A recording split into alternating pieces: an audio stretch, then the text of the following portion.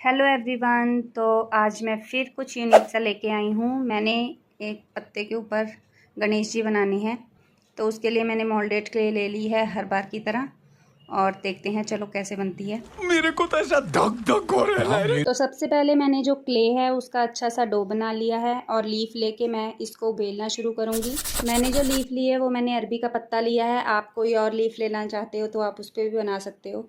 हमें बस थोड़ा टेक्सचर के लिए लीफ चाहिए, तो मेरे पास जो था मैंने वही ले लिया। तो अब मैं इसको एक बॉटल की हेल्प से रोल करना शुरू करूँगी।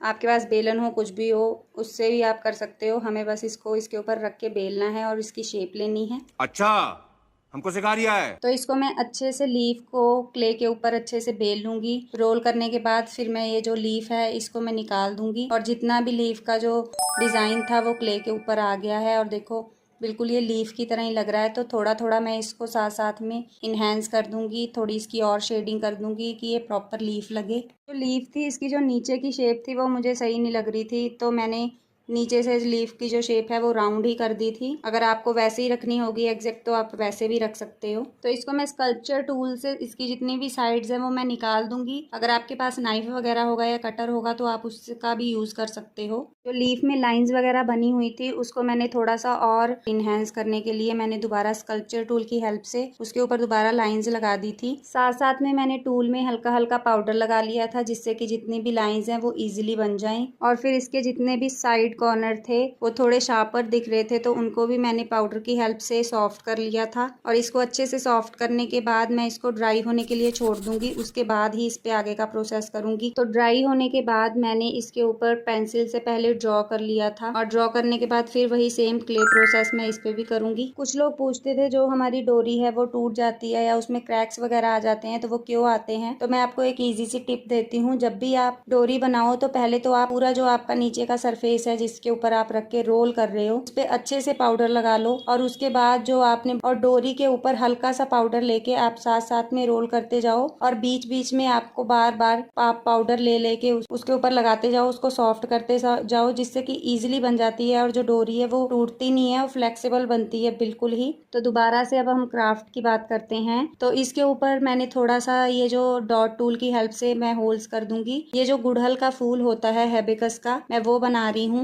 अब 1 बाय 1 मैंने जितना भी ड्रॉ किया हुआ है उसको मैं क्ले उसके ऊपर लगाती जाऊंगी। अब हम आ जाते हैं लीफ पे। फ्लावर की डंडी तो बना ली, तो लीफ के लिए मैंने इक्वली साइज में क्ले कट कर ली है और इसको मैं लीफ की शेप दूंगी। आप सबने जिन्होंने भी हेबिस्कस का फूल देखा होगा तो उन सबको पता होगा कि उसकी लीफ की शेप कैसी होती है। मैंने बहुत हद तक उसको कॉपी करने की कोशिश करी है, तो जितना मेरे से हो पाया मैंने उसकी शेप उसको देने की कोशिश की। तो 1 बाय 1 जितनी भी लीव्स मैं फ्लावर की बना रही हूँ उसको मैं बनाने के बाद 1 बाय 1 आपस में उनको जोड़ती जाऊंगी और एक फ्लावर की शेप दे दूंगी। ये फ्लावर बनने के बाद जितना भी हमारा क्ले का वर्क है वो ऑलमोस्ट खत्म ही है, थोड़ा सा ही रह जाएगा। तो इसको जैसे फ्लावर ये बन गया है, अब देखो ये फ्लावर बनने के बाद मैं इसको ग्लू की हेल्प से इसको भी लीफ के ऊपर स्टिक कर दूंगी। और ये जो हमने डोरी बनाई थी इस डोरी को मैं सेंटर में फ्लावर के ले जाके जितनी एक्स्ट्रा डोरी है उसको मैं कट कर दूंगी और सेंटर में उसको अच्छे से स्टिक कर दूंगी। और पाउडर की हेल्प से जितना भी ऊपर रफली दिख रहा था उसको मैंने बिल्कुल क्लीन कर दिया है। और जितने भी फ्लावर्स के साइड्स के कॉर्नर्स हैं उनको मैं थोड़ा थोड़ा ऊपर उठा दूंगी, जिससे वो ज्यादा अच्छे लग रहे थे। ये नीचे करे बिल्कुल प्लेन लग रहा था, और ये देखो ड्राई होने के बाद अच्छा लग रहा है ये। अब जो गणपति जी के कान और आईज वगैरह रह गई हैं मैं उसको भी अच्छे से क्ले के साथ कंप्लीट कर लूंगी। और इसके बाद इसको मैंने ड्राई होने के लिए छोड़ दिया था 1 डे के लिए, और फिर मैंने कलर प्रोसेस शुरू किया था। ड्राई तो वैसे ये 2-3 घंटे में ही हो जाता है, बट मैंने इसको ज्यादा देर तक रेस्ट दे दी थी जिससे कि अच्छे से ड्राई हो जाए और जितना भी क्ले वर्क है वो प्रॉपर हार्ड हो जाए। उसके बाद ही मैंने इसके ऊपर कलरिंग शुरू करी थी। तो अब अच्छे से ड्राई होने के बाद मैंने इसके ऊपर जेसो का कोट किया था। आप ये स्टेप स्किप भी कर सकते हो, अगर आपको जेसो नहीं लगाना है या आपके पास नहीं है तो आप सीधा कलरिंग भी शुरू कर सकते हो। मैंने जेसो लगाने के बाद भी इसको थोड़ी देर के लिए छोड़ दिया था। जब अच्छे से जेसो भी ड्राई हो गई थी तो फिर मैंने इसके ऊपर कलरिंग शुरू करी थी। मैं लीफ को लेके थोड़ा सा डाउट में थी। मुझे था कि पहले तो मैं ये सोच रही थी कि मैं इसको डार्क ग्रीन में ही छोड़ देती हूँ या मैं इसको शेडिंग करूँ, तो शेडिंग भी मेरे को समझ नहीं आ रहा था। तो फिर उसके बाद मैं समझ नहीं पा रही थी कि मैं इसको किस तरह से रखूँ, या पूरा डार्क रखूँ या कैसे भी रखूँ। बस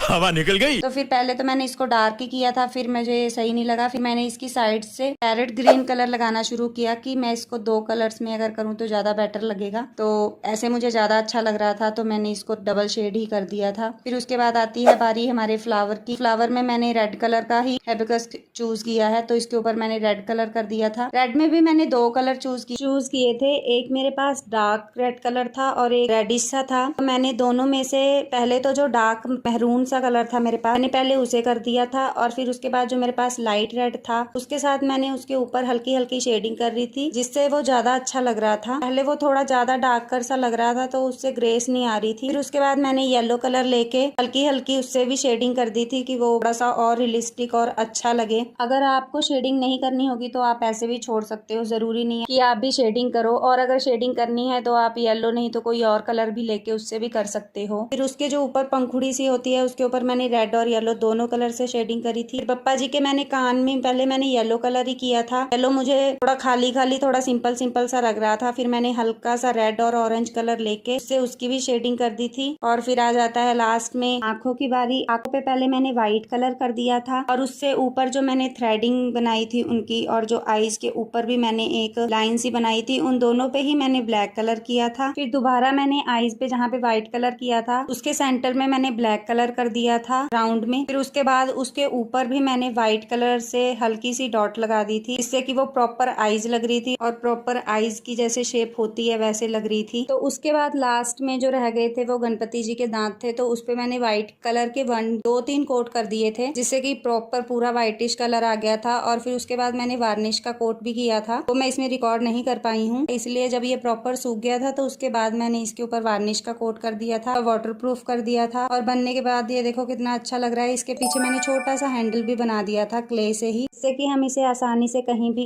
हैंग कर सकते हैं। और बनने के बाद देखो ये कितना अच्छा लग रहा है। मुझे तो ये बहुत अच्छा लगा। आपको कैसा लगा मुझे कमेंट में जरूर बताना। ऐसे ही और वीडियो के लिए मेरे पेज को सब्सक्राइब कर लो। आज के लिए इतना ही, मिलते हैं नेक्स्ट वीडियो में। Bye bye.